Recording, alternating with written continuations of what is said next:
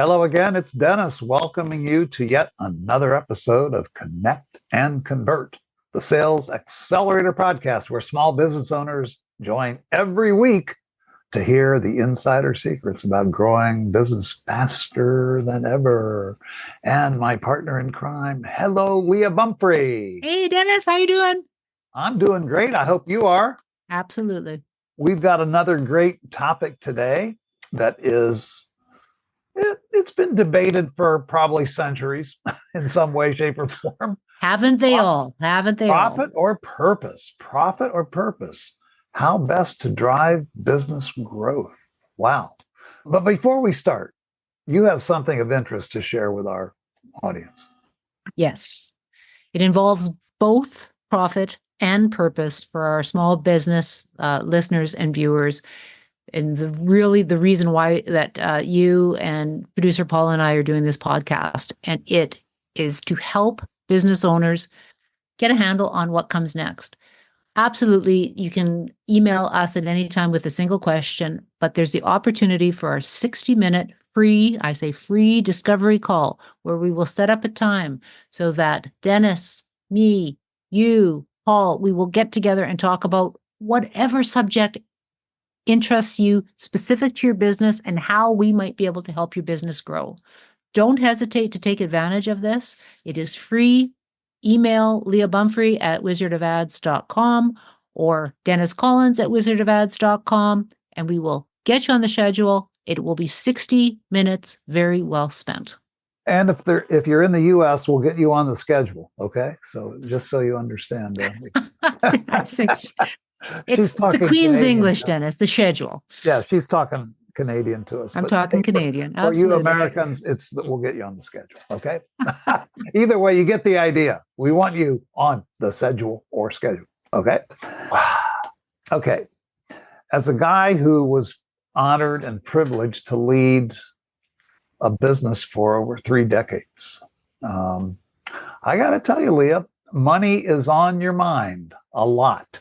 Okay. Mm-hmm. It's sometimes the biggest or the only motivator.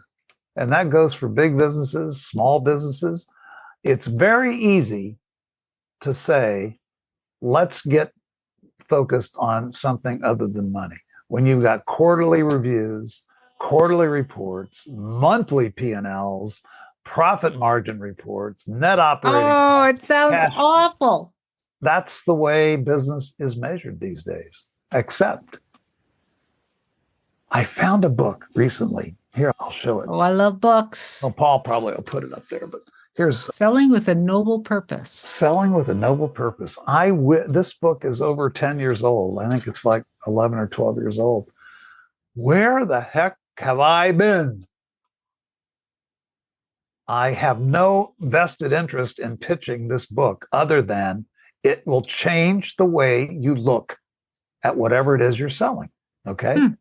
So let me cut to the chase. What's the central premise of the book?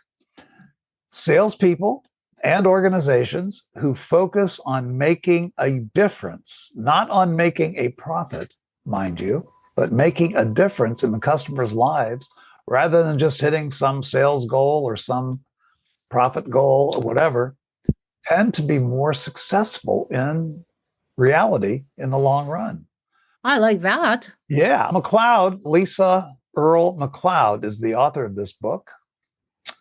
And she says that having a noble purpose, she calls it a noble purpose, a mission, just beyond making money, can drive better performance, employee engagement, customer satisfaction. How about that? Sounds like too good to be true, doesn't it? She did the research on this, okay? And I won't spoil it for you science nerds and the research nerds. I won't spoil it. It's in the book, okay? It's in the book. But she proved that salespeople who sold with a noble purpose outsold those who just sold focused on sales goals. How about that? You believe that? I want to believe it. I think that speaks to the heart of real life. That's who I am. That's who you are.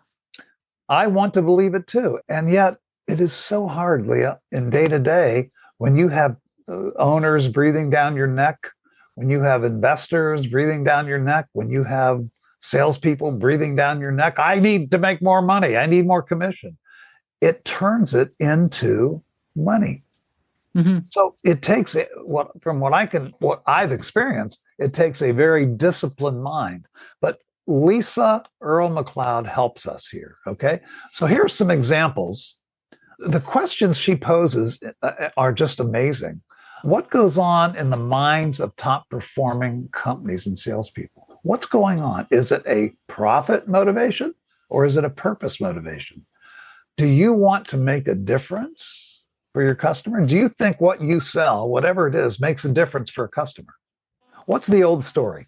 There was some guy, I think this was in Europe somewhere, who was building, who was making a brick wall. Okay. And you've watched bricklayers. They take the mortar and they slap it down. They put a brick down. They slap more mortar. They put it down. They slap. It's pretty robotic, right? Yep. And this guy, there were two guys doing this. And he asked one of the guys, he said, "Hey, what are you doing?" He said, "I'm laying bricks. That's what I do all day long. Hundreds, if not thousands of bricks. 1, 2, I just lay bricks." Good. He asked the other guy, he says, "What are you doing?" He says, "I am building something that be a memorial. It's going to celebrate certain things and people. I am building a testimonial to some great people. And all that I'm laying these bricks is not about laying bricks. It's about what this represents to people. It has a meaning. It has a purpose. And how about that? Bricklaying. So one guy had a purpose, the other guy had a job. Interesting. So in my research, what I'm finding here, a software company. Okay, how do your products improve efficiency and work-life balance rather than just touting the features and cost savings? How about a financial advisor? We all have financial advisors, don't we? Some better than others. How about educating clients and helping them achieve their goals? Not just selling a product. Well, here's a stock you can buy, or here's an annuity you can buy. No.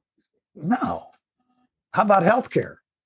How about an equipment manufacturer? I have a good buddy who's in the healthcare business. He sells a piece of equipment that helps nurses lift heavy patients out of their beds so they don't break their back trying to do that. Okay. So he could sell that as a medical device. No, what he sells that is, hey, nurses, I can help save you time, effort, broken backs, days off work because you're injured lifting a heavy patient. I can make your life easier. So which salesperson, Leah, would you rather talk to? Oh, the person who's painting a picture of the why for their product, not just the specifics of the product. But you think so few actually do this? What we're talking about today is earth-shaking. It's difficult to do it. Dennis, it's all about focus. The organization, the management team, the structure of a business is going to be focused on something. And it is really obvious to everyone working within an organization, salespeople, production people, techs, if the focus is just on profits, then that's what their profit is going to be on. I had a good friend and she worked. It does. I had a good friend who worked at a restaurant, and this restaurant people loved going to. Like their lunches were always packed, and it was working class guys, like your bricklayers. And all of a sudden, the management team decided that the kitchen staff were going to be paid on P&L, right? Oh, what was going out? All of a sudden, those plates with the mounds of French fries, which were very important to these guys that were coming in and leaving their shovel outside. Instead of it being a mound of French fries, they were pulling it off. They were, oh no, that's too many. Oh no, we're only giving this much. Oh no, this. Oh no, that. Even their glasses for pop, even though the small pop looked like this and the large pop looked like that, they were the same. People started realizing that there was only focus on money going in. Wow. Lost business. Cutting costs, cutting serving size. It's not only your salespeople where this ends up happening. So if there's going to be that kind of focus and that kind of training, it's going to be what happens. So have you ever, Leah, in your wonderful career that was detailed, by the way. If you haven't heard her episode telling her story, you've got to look that one up. That was a gem. That may be one of the best. But at any time during that journey, did you ever have this concept brought to you? I mean, you may have thought it yourself, but did it ever come from the top of the organization that you were working with at the time? There's a story that comes into my head, and it wasn't for an organization I was working for, but for one that I was applying for. And they wanted to, it was an entry-level sales position. I was really excited. I was going to be doing this. And one of the questions they asked was, why did you apply for the job? Why did you want it? And I was talking about the product and about the company and how excited I was and how I loved working with people and everything. And they kept asking and kept asking. They told me after I didn't get the job because I missed the answer to the question. The answer was supposed to be that I wanted to make money. Oh, yes. So I'm awfully glad I didn't end up getting that position. And you've already brought back some memories of that. That that was the preferred answer if you were interviewing for a sales job. I want to make money. Yeah. So because that meant instead of I want to make a difference. I'm going to interrupt here. It never dawned on me. Oh, there comes our Paul. Yeah, here he is. We've done something wrong, Leah. No, not at all. I love that story, Leah. You should have seen my reaction. That's a shame, honestly. I'm going to tell a little bit of story myself in regards to one of my clients that had, you read those mission statements and all those that kind of go, yeah, okay, whatever. Change that mission statement. And we made it a part of the interview process, asking for value-based interview questions or doing value-based interview questions. And that changed everything. And as you said at the very top of this podcast, Dennis, that it takes a disciplined CEO, owner, whatever, to go through this process. But because of that, and we can tie it directly back to the mission statement, the communication of the mission statement, and the interviews that we did, they were growing over a 6-year period, on average, about 32% over year. Woo. Just based on that. And they were a purpose-driven organization. They thought they were purpose-driven, and they were, but we tweaked it some more to make it even more purpose-driven and even more poignant of, yeah, this is what we do. It is not about money. The money came after. But isn't that such a hard, particularly for a person who is has a commission sales job? Yep. There's no base salary. There's no income until you sell something, right? I don't know today how many more of those are left. I know in the radio business that I grew up in, that was how the radio business paid salespeople. Yep. So naturally, they didn't eat if they didn't sell. So money was very high on their mind, and it was very difficult to get them to say, oh, I'm here. This isn't a package of radio spots. This is a solution to one of your biggest problems, and that is you need to be more well-known. Nobody knows who you are, and they're not going to come in here unless they know who you are. And I'm going to add to that, Dennis. Please. Wow. Paul's ready today. Oh, yes. This is a very important topic to me. So I've been doing research for a long time, actually, about, and both of you probably know about the book called Pendulum. It's also based off of another one called Generations. One of the authors, the other author passed away, unfortunately, has a new book out called The Fourth Turning. And in that, they are talking about, and this was already predicted, that right now, especially with the younger generations, they're looking for companies who put purpose first. Yeah, I've heard if that. If you are not putting your purpose first, if you're not putting it out there beyond money, it's harder to recruit. You're going to spend more money trying to recruit these people because they don't see, they see money. They see the fact that this owner is about the money, not about the purpose. Say that again. They see the evidence that the owner is about money and not purpose. Is that what you said? That's exactly what I said. Okay. And so that kind of supports what Leah was saying, is this starts at the very top, right? Absolutely. This starts with ownership, senior level management, sales management, et cetera. Absolutely, yes. So, Paul, Leah, in your opinions, you both have experience in this field. What are we doing wrong? And I include myself in this. What are we doing wrong? How can we get this message out there? Of course, having not even heard of this book until recently, that's shameful, okay, to me. And I mean, I keep up on these things and I didn't even know it existed, okay? What's going on that's stopping it? I think that we have to get back to the basics of it's not about telling, not about telling people. Show me, don't tell me. This will help you with your hiring process. It helps with what people see within an organization. If top down, it's being shown that this is what's important, making a difference. People will. There's a bit of a idea that you gotta, go up on your soapbox. That's not noble. That's going like this, cha-cha. Leah, is that one of those soft skills that we hear about? We don't train in soft skills. We train in hard skills that help us make money. That stuff about purpose and making a difference and all that woo-foo stuff, that's soft skills. But you know what? It always comes down to me, what you believe is what you're going to do. So if you believe that, you're going to just continue to focus on money and you're going to make money. But if you really do believe that by making a difference, you are going to be able to help people and you have a product that will help businesses, you will make money. It's what Paul said. Yeah. You make a difference, you make a name, or you make money. Pick one, and I picked the difference. And you asked that question, Dennis. One of the techniques that, again, it requires a lot of discipline on the owner's part is to let go, is to let your employees tell you what matters to them within the business and what they hear in the front lines of what is the purpose behind what you offer. Let go of the reins and let your employees drive it. It's scary, but it's amazing. A lot of business owners are scared to do that, Paul, don't you think? Absolutely they are. And it's because of the eras that they grew up.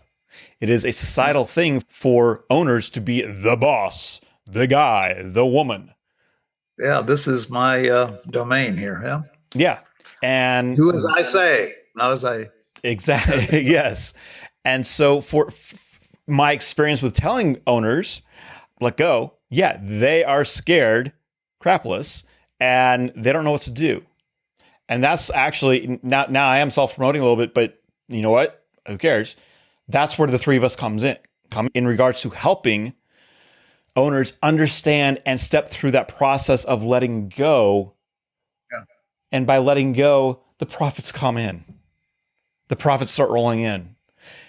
We're sponsored by wizardacademy.org, and part of the reason is this is taught at wizardacademy.org. But going farther to the roots, to Roy and Penny when they started wizardofads.com, when they started that, they promoted free talks about how businesses could help themselves. They would rent rooms. They would supply coffee. This was about bringing people in. They would have there's still lots and lots of free products that you can access that will help you get where you're going. That's where it started. This is a huge organization. They place billions of dollars worth of advertising every year. It didn't start there, but their motivation was absolutely to make a difference for small businesses. Yeah. That's where it started. That's an excellent example. Yeah, that's an excellent example. I'm glad you brought that one up for a number of reasons. So let's try, if we might, to give our viewers, our listeners, some action steps. You want to give it a try? Taking your business from good to outstanding. Define that noble purpose. What is it that your product or your service, how does it make a difference? A positive difference in your customer's life or in their business? How about, like Paul and Leah both said, align the team? It's got to start at the top, but everyone has to understand and have buy-in to this. What I hear you guys saying is reframing conversations, reframing sales conversations. Not what can I sell you? How can I help you? That's a tough one. A lot of small business owners will not identify with that. Nah, baloney, it's not how I can help you. It's what can I sell you? I have stories. Maybe we'll tell those in another podcast. And how do you measure the impact? I mean, it's easier, isn't it, guys, to measure sales? You either are up, down, or sideways. You know exactly where you sold more, you sold less, the same, whatever. How do you measure selling with a purpose? Well, if Miss Lisa McLeod is correct, you measure it in huge increases in sales. Okay. Her theory is, as Leah said, as Paul said, mind making the difference, the sales will follow. But it takes courage, doesn't it? I'll be honest with you. I never really wrestled well with that when I was general managing for all those years. We touched on it, but as I look back, that's one of my regrets. I wish we had done more with that. Well, and don't beat yourself up, Dennis. It's kind of counterintuitive. It's counterintuitive, though. It's like the person who is focused on being on a diet so they lose weight and they end up gaining weight. It's because if you're focusing on the wrong things, the ultimate outcome that you're running for and wanting, you're actually running away from it. That's true. Wow. This has a lot of... Yeah, that's a lot of things. I have one more thing to put in there. Please. You talk about the finance, the growth and such. And one thing I love about what the three of us do and the other Wizard of Ads partners, but what we do is, of course, yes, we have those uncovery conversations. We have our 60 minutes upfront conversation. Hey, can we help you or whatnot? Yeah. But the way our fee is structured is a long-term discipline relationship. True. Our fees go up and down based off of the growth or the decline of our client. And I've had that a few times, not very many, let me tell you, but I've had a few declines. But our job is to help you grow. We're not going to do anything we don't believe in if it's going to hurt us, because it does hurt us sometimes if we don't do the right thing. It is a long-term disciplinary relationship between us because it matters, because we know that the one thing that matters to a business is finances, is money. Can you stay in business? Our job is to help you grow faster. How do we do that? We don't focus on the money, but we get measured by the income, nothing else. The transaction that we have to sell through is that making a difference in the lives of your customers makes a difference on your bottom line. Yeah. Okay. That's exactly right. What a great discussion, guys. Thank you very much. I think we're going to do more on this. I get the sense that there's more we can say, especially from producer Paul. I think producer Paul has more. So we'll work on some more episodes on this one. But any final thoughts, Leah? We have one really good question about recruiting new hires, but you know what? Let's hold off till next time. We want to give everybody a reason to come back. Absolutely. A little mystique, right? Okay, kids, it's been fun. This wraps this edition of Connect and Convert. We release a new episode every week. So make sure you tune in every week to Connect and Convert.